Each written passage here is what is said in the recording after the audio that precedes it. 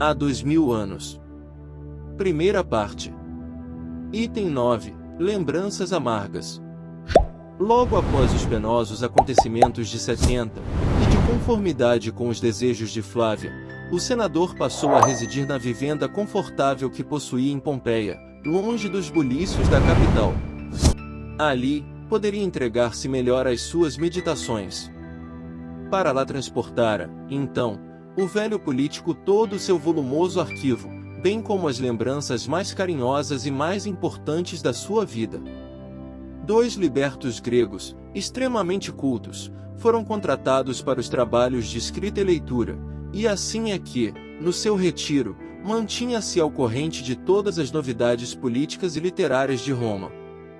Nesses tempos recuados, quando o homem se encontrava ainda longe dos benefícios preciosos da invenção de Gutenberg, os manuscritos romanos eram raros e sumamente disputados pelas elites intelectuais da época. Uma casa editora dispunha, quase sempre, de uma centena de escravos calígrafos inteligentes, que confeccionavam mais ou menos 1000 livros por ano. Públio, além disso, possuía em Roma sinceras e numerosas amizades ao seu serviço, recebendo em Pompeia todos os ecos dos acontecimentos da cidade que lhe absorvera as melhores energias da vida. Amiudadamente, recebia também notícias de Plínio Severus por intermédio de amigos desvelados, confortando-se com as informações sobre sua conduta, agora digna, porquanto, pelos méritos conquistados nas Gárias, fora transferido, depois de 73, para Roma, onde, pela correção do proceder, embora tardiamente, conquistara posição respeitável e brilhante, prosseguindo nas tradições da probidade paterna nos cargos administrativos do Império. Plínio, todavia, não mais voltará a procurar a esposa nem aquele que o destino compelira a considerar como um pai dedicado e carinhoso, embora não ignorasse o supremo infortúnio dos seus familiares. No íntimo, o antigo oficial romano não desdenhava a ideia de regressar ao seio dos entes queridos, contudo, desejava fazê-lo em condições de dissipar todas as dúvidas quanto ao considerável esforço próprio de sua regeneração. Galgando postos de confiança na administração dos Flavianos, queria uma posição de maiores vantagens morais, de maneira a levar aos seus íntimos a certeza da sua reabilitação espiritual. Corria o ano de 78, na placidez das paisagens formosas da Campânia. Enquanto Tibur representava uma estação de cura e descanso regenerador para os romanos mais ricos, Pompeia era bem a cidade dos romanos mais sadios e mais felizes. Em suas vias públicas, encontravam-se, a cada passo, os mármores soberbos e o bom gosto das mais belas construções da capital aristocrática do Império. Em seus templos suntuosos, aglomeravam-se assembleias brilhantes de patrícios educados e cultos, que se instalavam na linda cidade, povoada de cantores e poetas, ao pé do Vesúvio, e iluminada por um céu de maravilhas, cheio de sol ridente ou bordado de estrelas cintilantes. Públio Lentulus, agora, sobremaneira apreciava a palavra simples e convincente de Ana, que envelhecera ao lado de Flávia, qual bela figura de marfim antigo. Era de lhe ver o interesse, a comoção, a alegria ao ouvi-la sobre a excelência dos princípios cristãos, quando se entretinham em recordações da Judéia distante. Nessas amáveis palestras entre os três, logo após o jantar, discutia-se a figura do Cristo e as sublimadas ilações da sua doutrina, conseguindo o senador, pela força das circunstâncias, meditar melhor os grandiosos postulados do Evangelho, ainda fragmentário e quase desconhecido, para ligar os princípios generosos e santos do cristianismo à personalidade do seu divino fundador. Longas horas ficavam ali, no terraço amplo, sob a luz branda das estrelas e usufruindo a carícia das brisas da noite, que eram como bafejos de inspirações celestes, aquelas três criaturas, em cujas frontes se vincavam as experiências dos anos. Por vezes, Flávia fazia um pouco de música, que lhe saía da harpa como vibrante gemido de dor e de saudade, alcançando o coração paterno mergulhado no abismo das reminiscências dolorosas. É que a música dos cegos é sempre mais espiritualizada e mais pura, porque, na sua arte, fala a alma profundamente, sem as emoções dispersas dos sentidos materiais. Uma noite, obedecendo ao hábito de muitos anos, vamos encontrar aquelas 3 criaturas no espaçoso terraço da vila de Pompeia, em doces rememorações. Havia mais de 7 anos que quase todas as palestras versavam, ali, sobre a personalidade do Messias e a excelsa pureza da sua doutrina, observada, antes de tudo, a precisa descrição, porquanto os adeptos do cristianismo continuavam perseguidos, embora com menos crueldade. Em todo caso, invariavelmente, a conversação era de enfermos e de velhos, sem provocar o interesse dos amigos mais moços e mais felizes. Depois de algumas lembranças e comentários de Ana a respeito da angustiosa tarde do Calvário, exclamava o velho senador, em tom convencido: "De mim para comigo, tenho a certeza de que Jesus ficará para sempre no mundo como o mais elevado símbolo de consolação e fortaleza moral para todos os sofredores e para todos os tristes. Desde os primeiros dias de minha cegueira material, procuro, intimamente, compreender-lhe a grandeza e não consigo apreender toda a extensão da sua excelsitude e dos seus ensinos. Lembro-me, como se fosse ontem, do crepúsculo formoso em que o vi pela primeira vez, ao longo das margens do Tiberíades. Eu também, murmurou Ana, não consigo olvidar aquelas tardes deliciosas e claras em que todos os servos e sofredores de Cafarnaum nos reuníamos à margem do grande lago, esperando o suave enlevo das suas palavras. E, como se estivesse contemplando o desfile de suas recordações mais queridas, com os olhos da imaginação, a velha serva continuava. O mestre apreciava a companhia de Simão e dos filhos de Zebedeu e, quase sempre, era em uma de suas barcas que ele vinha, solícito, atender às nossas rogativas. O que mais me assombrava, dizia Públio Lentulus, impressionado, é que Jesus não era, que se soubesse, um doutor da lei ou sacerdote formado pelas escolas humanas. Sua palavra, entretanto, estava como que ungida de uma graça divina. O olhar sereno e indefinível penetrava o fundo da alma, e o sorriso generoso tinha a complacência de quem, possuindo toda a verdade, sabia compreender e perdoar os erros humanos. Seus ensinos, diariamente meditados por mim nestes últimos anos, são revolucionários e novos, pois arrasam todos os preconceitos de raça e de família, unindo as almas num grande amplexo espiritual de fraternidade e tolerância. A filosofia humana jamais nos disse que os aflitos e pacíficos são bem-aventurados no céu. Entretanto, com as suas lições renovadoras, modificamos o conceito de virtude, que, para o Deus soberano e misericordioso das alturas, não está no homem mais rico e poderoso do mundo, mas no mais justo e mais puro, embora humilde e pobre.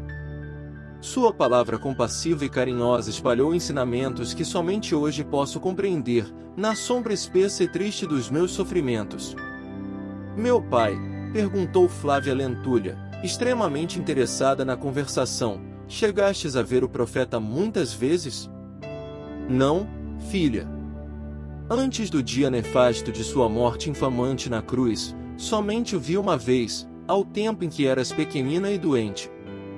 Isso bastou, contudo, para que eu recebesse, nas suas palavras sublimes, luminosas lições para toda a vida.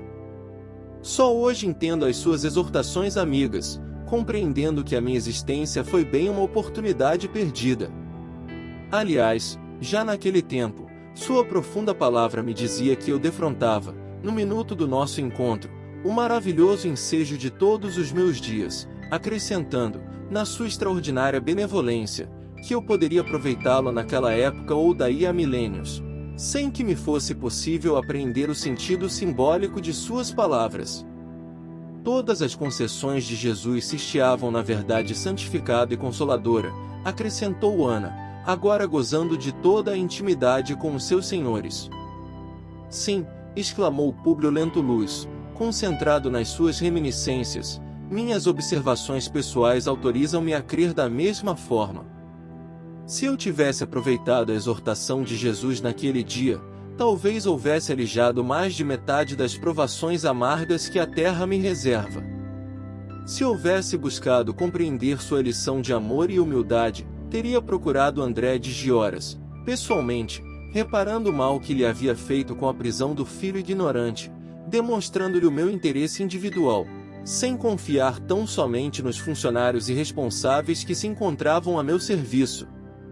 Guiado por esse interesse, teria encontrado Saul facilmente, pois Flamínio Severus seria, em Roma, o confidente dos meus desejos de reparação, evitando dessa maneira a dolorosa tragédia da minha vida paternal. Se houvesse entendido bastante a sua caridade, na cura de minha filha, teria conhecido melhor o tesouro espiritual do coração de Lívia, vibrando com o seu espírito na mesma fé, ou caindo juntamente com ela na arena ignominiosa do circo, o que seria suave, em comparação com as lentas agonias do meu destino, teria sido menos vaidoso e mais humano, se me houvesse entendido o preceito, a lição de fraternidade. Meu pai, exclamava, porém, a filha, de molde a confortar-lhe as agruras do coração, se Jesus é a sabedoria e a verdade, de qualquer modo ele saberia compreender as razões da vossa atitude, sabendo que fostes forçado pelas circunstâncias a manter esse ou aquele princípio em vossa vida. Minha filha, nestes últimos anos, replicou Públio ponderadamente, tenho a presunção de haver chegado às mais seguras conclusões acerca dos problemas da dor e do destino. Acredito hoje, pela experiência própria que as atividades penosas do mundo me concederam, que nós contribuímos, sobretudo, para agravar ou atenuar os rigores da situação espiritual nas tarefas desta vida. Admitindo, agora, a existência de um Deus Todo-Poderoso, fonte de toda misericórdia e todo amor, creio que sua lei é a do bem supremo para todas as criaturas. Esse código de solidariedade e amor deve regir todos os seres, e dentro de seus dispositivos divinos, a felicidade é o determinismo do céu para todas as almas. Toda vez que caímos ao longo do caminho, favorecendo o mal ou praticando, efetuamos uma intervenção indébita na lei de Deus com nossa liberdade relativa, contraindo uma dívida com o peso dos infortúnios. Não me referindo aos meus atos pessoais, que agravaram minhas angustiosas dores íntimas, e considerando Jesus como medianeiro entre nós e aquele a quem sua profunda palavra chamava Pai Nosso, fico hoje a pensar se não cometi um erro, forçando sua misericórdia com minha súplica paternal, para que continuasses a viver neste mundo para nosso amor em família, quando eras pequenina. Flávia Lentulha e Ana, que acompanhavam os raciocínios do senador há muitos anos, seguiam suas conclusões morais cheias de surpresa, ante a facilidade íntima com que ele aliava as lições penosas de seu destino aos princípios pregados pelo profeta Nazareno. Na verdade, meu pai, disse Flávia Lentulha após longa pausa, tenho a impressão de que as forças divinas haviam deliberado arrebatar-me do mundo, considerando as dores penosas que me esperavam na estrada escabrosa de meu destino desventurado. Sim, acrescentou o senador, interrompendo-a, ainda bem que me compreendeste. A vida e o sofrimento nos ensinam a entender melhor o plano das determinações de ordem divina. Antigos iniciados das religiões misteriosas do Egito e da Índia acreditam que voltamos várias vezes à Terra em outros corpos. Nesse instante, o velho patrício fez uma pausa. Lembrou-se de seus antigos sonhos, quando, vendo-se com a indumentária de cônsul nos tempos de Catilina, infligia aos inimigos políticos o suplício da cegueira a ferro incandescente, quando se chamava Públio Lentulus Sura. Em seus pensamentos caía como que uma torrente de ilações novas e sublimadas, como fossem renovadoras inspirações da sabedoria divina. Após alguns instantes, como se o relógio da imaginação houvesse parado para que o coração pudesse escutar o tropel das lembranças no deserto de seu mundo subjetivo, murmurou, confortado. Hoje creio, minha filha, que se as energias sábias do céu haviam decidido tua morte em tenra idade, determinação que eu possivelmente contrariei com minha súplica angustiosa de pai, descoberta em silêncio pelo Messias de Nazaré no recôndito de meu orgulhoso e infeliz coração, deverias ficar livre do cárcere que te prendia, para melhor te preparares para a resignação, fortaleza e sofrimentos. Certamente renascerias mais tarde e encontrarias as mesmas circunstâncias e os mesmos inimigos, mas terias um organismo mais forte para resistir aos embates penosos da existência terrestre. Reconhecemos hoje, portanto, que há uma lei soberana e misericordiosa que devemos obedecer, sem interferir em seu mecanismo feito de misericórdia e sabedoria. Quanto a mim, que tive organismo resistente e fibra espiritual saturada de energia, sinto que em outras vidas procedi mal e cometi crimes nefandos.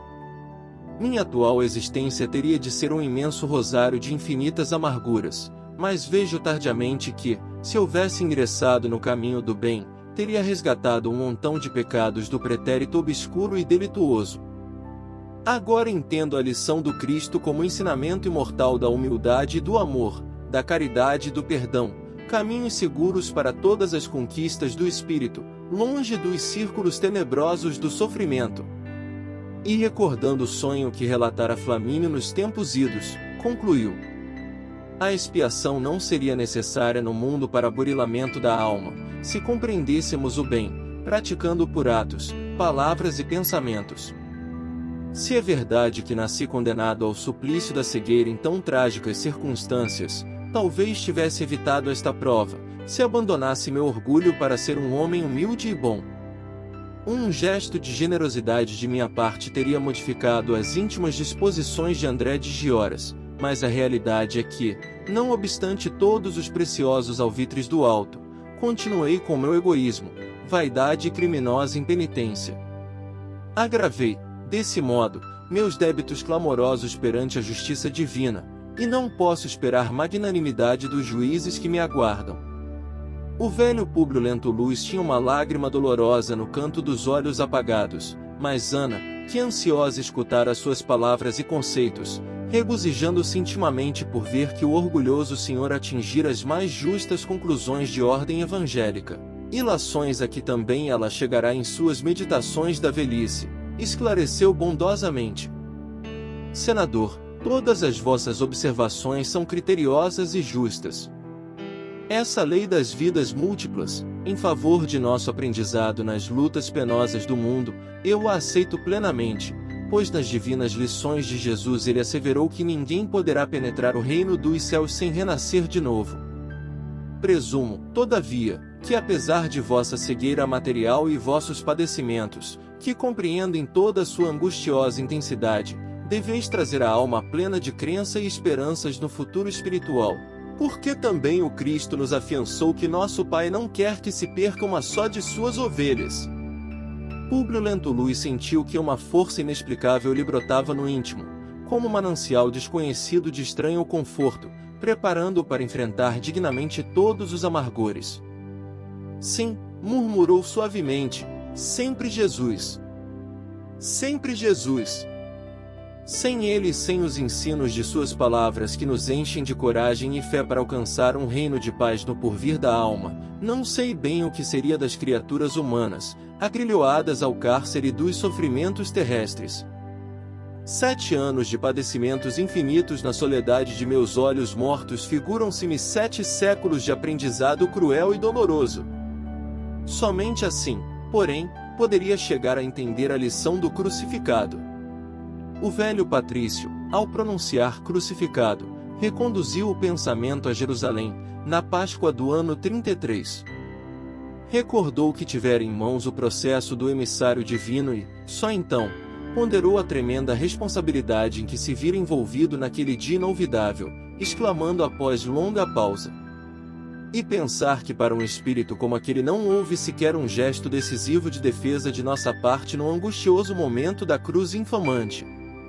A mim, que agora vivo tão somente de minhas recordações amargas, parece-me vê-lo ainda à frente de meus olhos, com os tristes estigmas da flagelação. Nele concentrava-se todo o amor supremo do céu para a redenção das misérias da terra, e entretanto não vi pessoa alguma trabalhar por sua liberdade, ou agir efetivamente em seu favor. Menos alguém, exclamou Ana inopinadamente. Quem chegou a ter esse gesto nobre? Perguntou o velho cego, admirado. Não me constou que alguém o defendesse. É porque ignorastes até hoje que vossa digna consorte e minha inesquecível benfeitora, atendendo a nossos rogos, dirigiu-se imediatamente a Pôncio Pilatos, tão logo o triste cortejo saíra da corte provincial romana, para interceder pelo Messias de Nazaré, injustamente condenado pela multidão enfurecida. Recebida pelo governador em seu gabinete particular, foi em vão que a nobre senhora implorou compaixão e piedade para o divino mestre. Então Lívia dirigiu-se a Pilatos para suplicar por Jesus. Perguntou o senador, interessado e perplexo, recordando aquela tarde angustiosa de sua vida e rememorando as calúnias de Fúvia sobre a esposa. Sim, respondeu a serva, por Jesus. Seu coração magnânimo desprezou todas as convenções e preconceitos, não vacilando em atender a nossas súplicas, tudo fazendo para salvar o Messias da morte infamante. Públio Lentulus sentiu então grande dificuldade para externar seus pensamentos, com a garganta sufocada de emoção dentro de suas amargas lembranças, e com os olhos mortos marejados de lágrimas.